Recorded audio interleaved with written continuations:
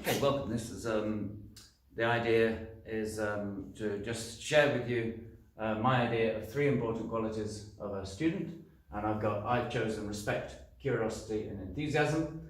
And the idea behind respect is that respect is so important for a student in terms of obviously respecting your teacher, respecting your fellow students, respecting other people's right to learn in the classroom. And if you, what is respect? When we explore respect, we find many different things that different people feel different about what is respect. But we all like to be respected. We have a right to be respected, and we all, when we're not respected, then it causes us to feel bad and it causes problems. So respect is so important. And if you respect your fellow classmate, can you, that leads to something a little bit further, which is appreciation. Can you appreciate your fellow classmate? What does this actually mean to value somebody, to value your classmates highly? And are you then grateful for them and your teacher? Can you be, do you go that far? Do you appreciate your teacher? Are you grateful for your teacher? So respect has many things, and respect really blossoms out into there's a lifetime of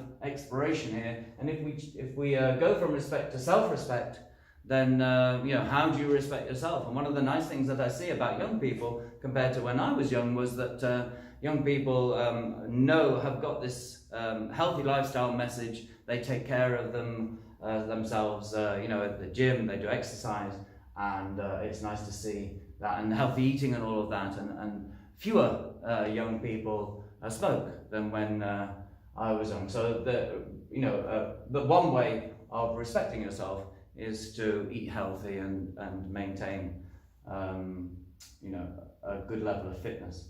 And then we can talk about assertiveness, this idea of stating exactly what you are and you're not willing to accept. So don't allow, one way of respecting yourself is just make sure you don't allow anyone to make you feel uncomfortable at all in any way. If you feel uncomfortable in any way, then at the school or anywhere, you speak to a teacher, speak to any adult, and things can be, there's ways of solving problems. But assertiveness is one of those ways where you to show respect for yourself, where you just remind people of their boundaries. If someone's trying to change your opinion, or if someone's trying to change a decision you've made, you can just remind them, thank you, but I'm comfortable with my choices. Your choices, your life. So that's respect.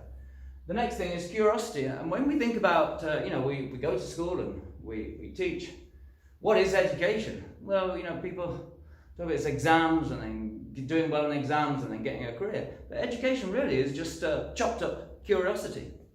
Curiosity, I wonder this. So chopped up curiosity, we chop it up into pieces and we call that bit maths, that bit physics, that bit history, whatever. So what are you curious about? Which of your subjects are you curious about? And of course curiosity then expands into awe and wonder. What about the universe? We're stuck on this little tiny dot, billions of miles, trillions of kilometers from anywhere. So the awe and wonder at the nature of the universe, the nature of what it is to be a human being, all of those things, but in a more down-to-earth way, the curiosity in terms of your, which subjects are you curious about, which ones would you choose to take when you get your choices later on in your career.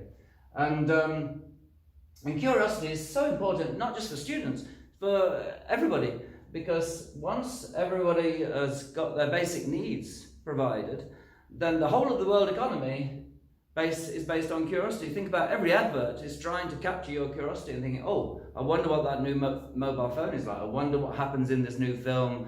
I wonder what, how many people have watched I don't do TikTok, but I wonder how many people have watched my TikTok video, and how, everybody's curious, and the social media, it's curiosity thinking what's happening today. And an interesting thing about every day is that something unexpected happens, and in a course of a lifetime, many unexpected things happen. So curiosity is so important. And then enthusiasm, some people call it passion, we'll call it enthusiasm for today. So out of all those things that you're curious, your enthusiasm, which ones do you take forward? Which ones are you actually pursuing? So, you might have a I wonder what it's like to be a concert pianist, and how much effort and energy are you putting into becoming a concert pianist? How much time do you practice on the piano? All of the different things that you can be curious about. How much energy and passion do you put into each of these? And so these three things are, in my opinion, are very important, these three aspects. And if we talk, often we talk about life being a journey, a collection of experiences, one after the other, and your responses to those experiences. So I can say, look, respect is in your journey, respect is starting the car. You can't really get out of bed without respect. You can't do anything without respect. So that's starting the engine. Curiosity is turning the steering wheel. Which direction are you going to go? What are you interested in life? How are you going to pursue that? And enthusiasm is the accelerator. So if you haven't driven a car, you press the pedal and it makes you go forward. So this is the accelerator. How much energy are you putting into each aspect of what you're curious about? Sometimes we can be curious about many, many things, but only some of them we choose because we can only do so much in life. And when you talk about, so what are these to you? What are these qualities? What about other qualities that you might talk about? Well, there's some other qualities. What about resilience? And you might say, look, in my life, I've had many struggles to overcome, and I value resilience. And another one I would say is sense of humor. Sense of humor is so important. Sense of humor. And sense of humor isn't just telling jokes, and it's rather nice. One of the nice things about teaching is that students have such a great sense of humor. So someone might tell a joke, but it's not just telling joke. It's the idea of extracting the humor from ordinary, from daily life. So there's natural humor, and as long as we're laughing with somebody rather than at them, then sense of humor is really important. And also, along with the sense of humor, is not taking things too seriously as well. So sometimes you get, you look back on the day, a little bit of reflection at the end of the day, thinking, my God, what just happened? And sometimes the only response really is just to shrug your shoulders and go, wow, that's it. That was weird. So a sense of humor is absolute, and this is one of the most valuable and one of the things that keeps me going in the classroom when we've had a nice, light class where there's a very buoyant sense of humor which cheers everybody up. So there we are. And so these are three important qualities. Some other possibilities. You can think of many, many others. If none of those mean anything to you, there's nothing wrong with you. It doesn't matter. You have an exploration. You might want to Google 100 positive qualities, see what you come up with. But explore your qualities. Explore what are you bringing to your education and to your lessons.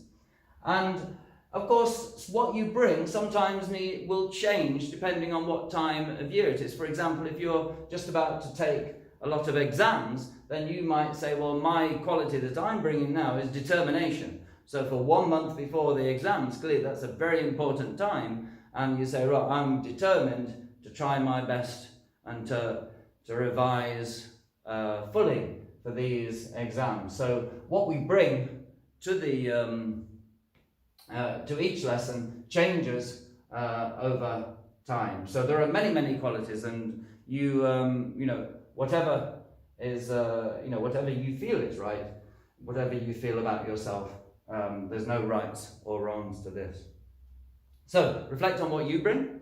If you're you may be sitting next to someone who, what I call, who you might term as your reflection buddy, i.e. someone you trust. Maybe you've been with them since primary, someone you trust, and you might choose to ask them about your qualities. But generally, if you're giving feedback to each other, be very gentle. Don't offer your opinion on anybody else unless it's asked for. And if you give your opinion, then give it gentle. Be gentle with your words, because sometimes it can be quite strong. I did this once with a class, and two best friends, they asked each other about their qualities, and the first one replied straight away, well, you're lazy, you're too loud in class, and you don't do any homework. So that was, and then she got same fuss back.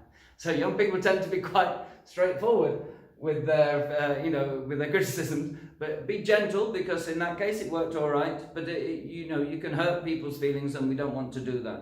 So please don't give your opinion on anyone unless it's asked for. And if you do, be gentle with your words. But and if this is about self-reflection and thinking about yourself, what are your own qualities? So there's nobody forcing you to do this. If you choose not to do this exercise, then you can get on with any other work that you choose to do. Okay, thank you very much.